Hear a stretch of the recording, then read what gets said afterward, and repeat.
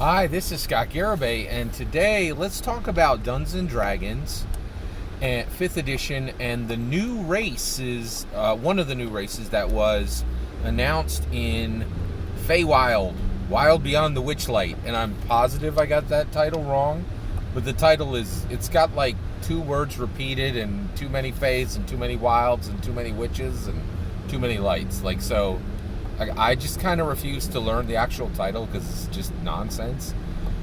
So I was very ready to skip this book. I will be purchasing this book for multiple reasons. One of the reasons is it has 2 new races.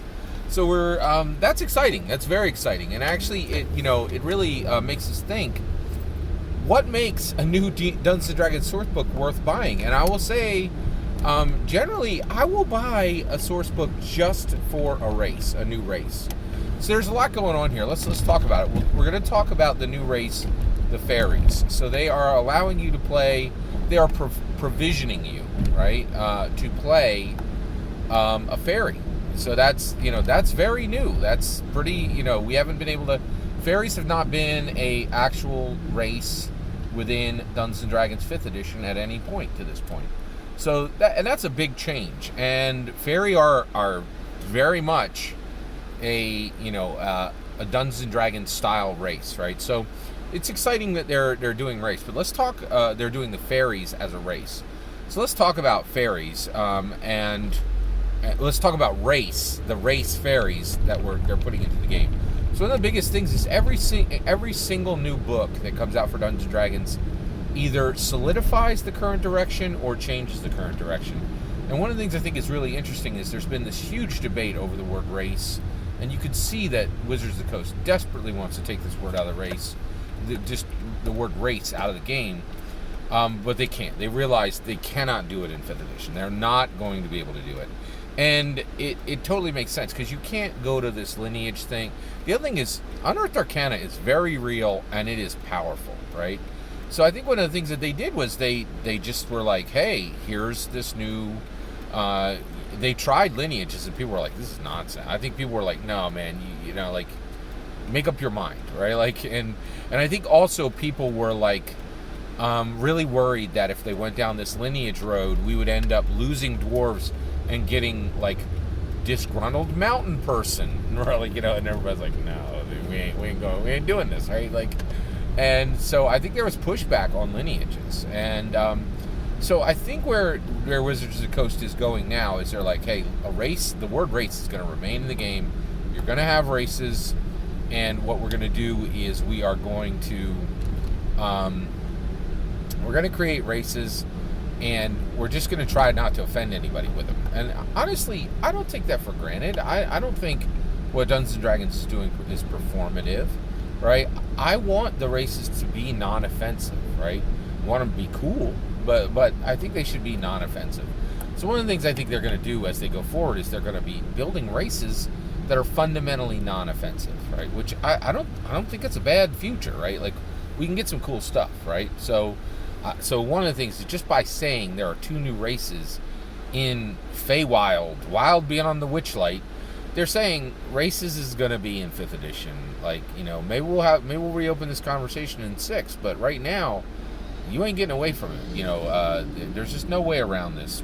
It's always going to be in the story, right? Races are part of Dungeons and Dragons, which really makes sense to me just from Lord of the Rings. Humans, dwarves, elves. There you go, right? It's and that's where we're at, right? So let's talk about the race fairies, right? So, one, it definitely belongs in the game. One of the things I'm really curious of is how broad is fairies going to be? Because that's a very broad umbrella term, right? You could have literally a small-sized pixie, right? By the way, that's a big thing in Dungeons & Dragons is almost all races are medium, right? So when you go to small, you're really changing up the game, right? When you have a small... Are they going to allow a pixie, a small-sized pixie to be a playable character?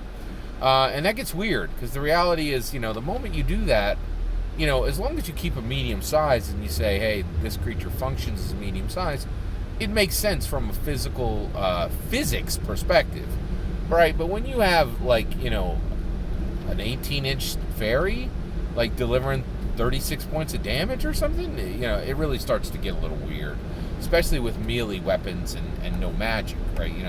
That gets strange, right? And these have to be playable as first level characters, right? So, because we don't have ECL, we don't have equivalent character level. That's not a thing in 5th edition, and frankly, I think it's good. I think the whole ECL came out of 3rd edition was not a great idea, right? So, so I think fair. So yeah. So let's get D&D community level, and let's get Scott Garibay level. We'll do Scott Garibay level first.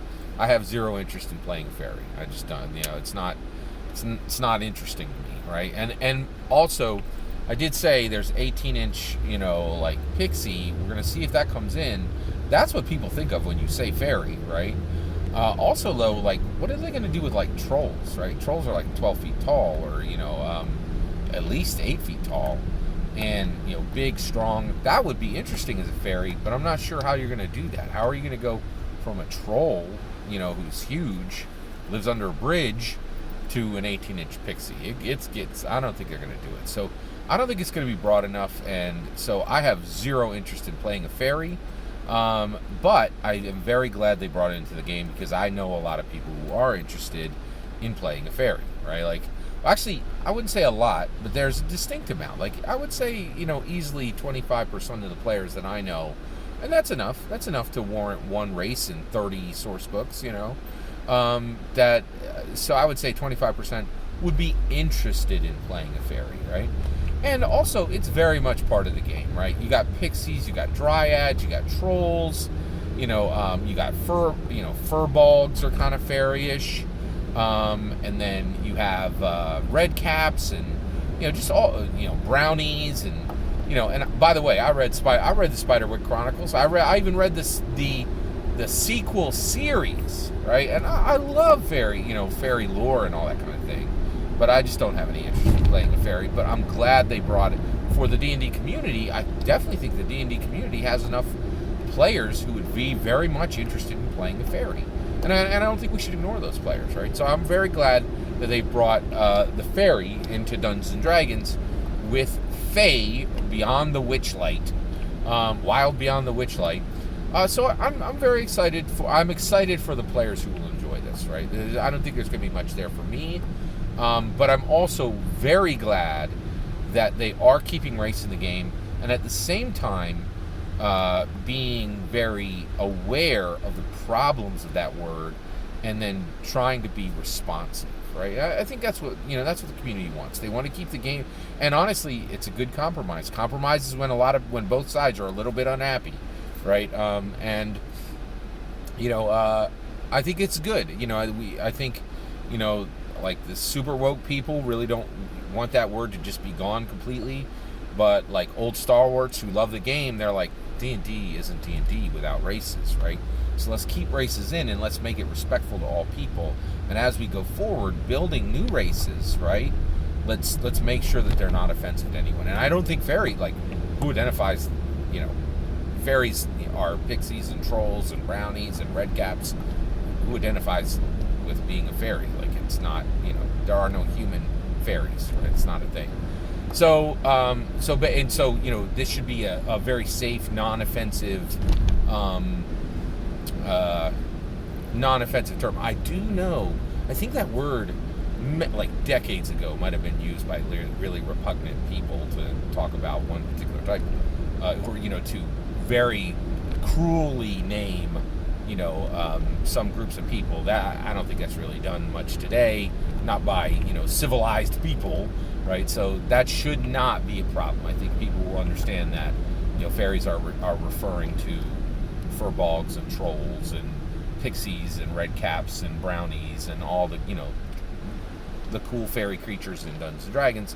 And that word has a long history in it. I think it was briefly used for a very short period of time to cruelly call people a particular name, but I think those days are generally gone now. It still might. I'm certain it sure will happen. It's not happening at the macro level. It might be happening at the micro level, and I think even now those instances are going way down. and of course, and actually, I think it would be very helpful for Dungeons and Dragons to have this race in there to return that word to its rightful use, which is, for these forest creatures, these magic-infused forest creatures.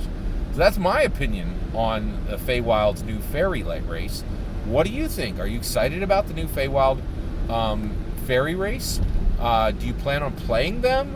What do you hope that they will allow? Actually, I would really love if they would allow troll, brownie, redcap, pixie, and dryad, all to be played under the fairy banner, right? I think that would be cool, but I know that's going to be very, very hard. I think that's going to be really challenging for them to get done. All that's my opinion. I'd love to hear your thoughts on this. What do you think of the new fairy race? Please consider liking and subscribing, and have a wonderful millennium.